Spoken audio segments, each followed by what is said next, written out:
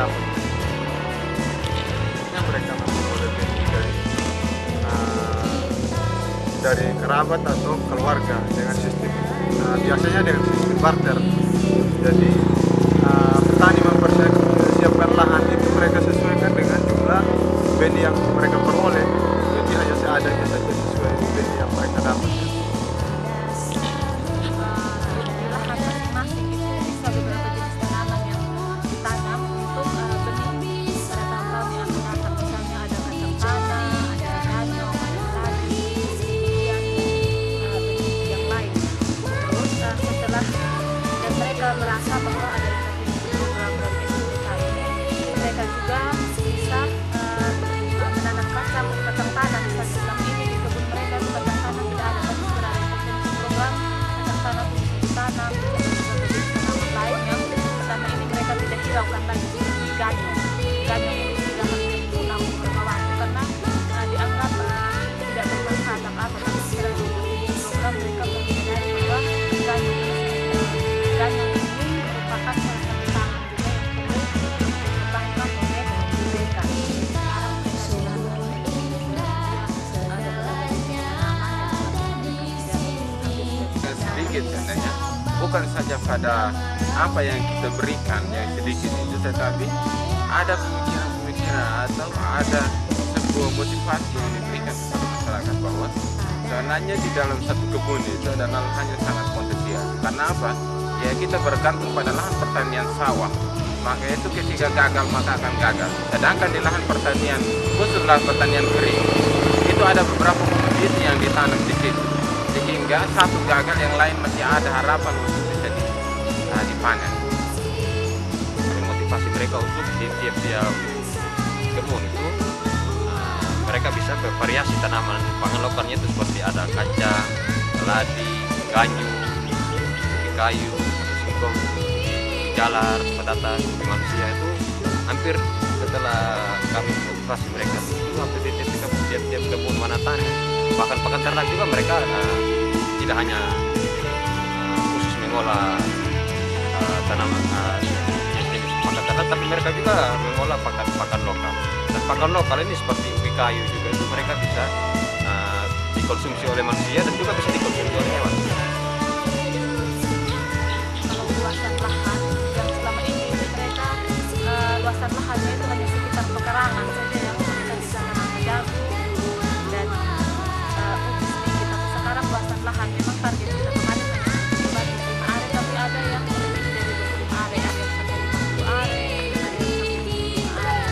Jadi itu mereka merasa bahwa ada penambahan luasan setelah dari Bagaimana dengan terapan teknologi Wanatani di kebun? Jadi memang terapan teknologi Wanatani belum semua dapat mereka terapkan, tetapi ada beberapa hal yang mereka bisa lakukan, misalnya olah lubang untuk menanam keladi, terus olah jalur itu mereka sudah terapkan. Itu hanya kalau untuk jagung memang mereka waktu belum terapkan itu teknologi olah lubang. Dan selalu kita ini paling kalau tanam ubi kayu kita tanam saja sembarang ya. Tapi dengan adanya ini LSM buat pematang baru tanam ubi kayu memang sangat perubahan sekali.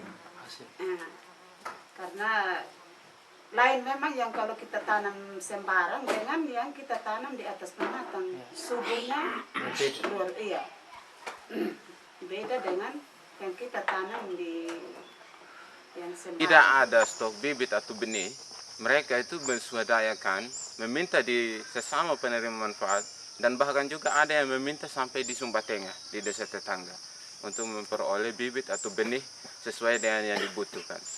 Jadi supporting dari SMDK itu sendiri itu sangat-sangat sedikit, sehingga memacu mereka untuk mensuadayakan dan juga berusaha untuk mencari di desa tetangga dan bahkan macam kecewa dengan keterlambatannya ini bibit. Sudah bulan Februari baru dia sampai, yang sebenarnya awal November itu kita sudah tanam. Tapi kalau sudah masuk Desember, Januari itu hujan kan semakin lancar. Kita tanam batang ubi, pasti dia busuk. Yang lain memang dia tumbuh, yang lain busuk. Tapi harapan saya September, adakan permohonan begitu, pengajuan untuk mengadakan benih atau bibit. Agar masuk Oktober atau November, kalau mulai hujan November itu, supaya bibitnya sudah tersedia. Jadi kalau November sudah mulai kerja kebun, kami sudah mulai pakai itu benih yang bantuan yang diberikan. Apa dievaluasi begitu. Kalau masalah ini tanaman yang umur yang jangka waktu panjang atau jangka waktu menengah. Salah satunya macam ini kalengking, ini mangga, kakao, sukun. Jadi saya pikir itu hal yang bagus. Yang walaupun dia jumlahnya sedikit, tetapi sudah bisa dibicarakan dan langsung dilaksanakan. Nah, itulah yang perlu bagi masyarakat, seperti itu yang diharapkan. Hanya ada sedikit kendala yang saya lihat. Kalau masalah ini hanya masalahnya pada waktu pendropan itu, karena curah hujan sudah menurun baru kita drop. Jadi begitu kita tanam 1 bulan atau 2 bulan kemudian pasti mati sudah, karena curah ini mereka ini kan membutuhkan program kan begitu. Itu hanya sebatas diprogramkan. Tetapi pengadaan bibitnya itu tidak pernah berjalan. Mandar pada ini, hanya program hililuannya. Tetapi tidak pernah ada pemerintah itu yang bilang ini supaya keladi nyum tanam, ubi supaya nyum tanam, dan seterusnya. Kecuali kalau pada musim tanam jagung, ya baru dibagikan jagung. Tapi kita sudah tanam, baru jagung dibagikan. Kan jagung. Karena saya katakan merata, yang sekarang ini ada semua sudah berkaya, sekalipun sedikit. Tidak sampai dia punya target banyaknya, tapi sedikit. Ya lumayan juga. Kalau ada juga begitu. Sudah mulai banyak. Untuk bibit tahun depan Ini hasil dari sekarang dia punya mai kami bisa simpan. Tapi kebiasaan tahun yang lalu, biar begitu banyak mai keladi yang kita simpan, tidak semuanya bagus. Banyak yang busuk. Ya, hanya satu-satu saja yang bagus. Yang kami persiapkan untuk tahun depan lagi. Jadi itu harapan kami. Dengan adanya ubi kayu, keladi, ya macam dalam rumah tangga, macam pagi kita bisa makan buah-buahan, dan siang selang-seling. Toh kita tidak terlalu mengharapkan makan nasi saja. Beras. Ya. Memang kami berupayakan supaya bisa ada penambahan untuk memperluas lagi lahan. Dengan ada. Nah, bagaimana caranya supaya itu bisa, kalau seandainya kita tidak manfaatkan, kita gunakan jadi pakan ternak.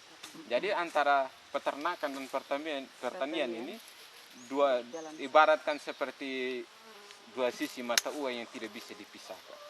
Bagaimana hal yang sebenarnya tidak bermanfaat sekali di bisa kelompok di gunakan sana supaya bisa bermanfaat. 1-2 bukit bisa dibersihkan dan sudah. Ini kerja kita, Pak. Silakan dikritik dan dihargai.